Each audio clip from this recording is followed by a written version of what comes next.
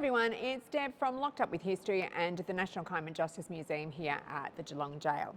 Today I thought I would talk about how cold it can get inside these walls.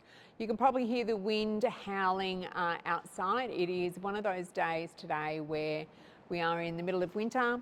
It's saying it's 11 degrees, but it feels like 2, and believe me, it really feels like 2. The wind is absolutely howling outside. It's making the trees bend. And I want you to think about how these conditions would have affected some of our prisoners that we hear, especially in pre-1900 days. They only had very thin uniforms. They would have a bedboard. They wouldn't actually have beds here until after World War II, which I believe were probably left behind by when the army were here. And they would have 5 or 6 of those thin grey government blankets. Now you can see I'm just up to the nines. I've got my really thick blanket on, I've got gloves on, I've got a scarf on. But you can imagine how cold and bitterly cold, with no chance of getting warm.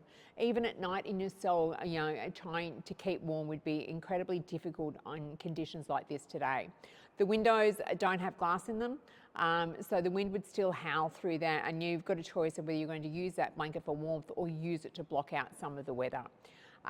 Here, being the hospital jail, we had a lot of people that were elderly, they were disabled, they were not well.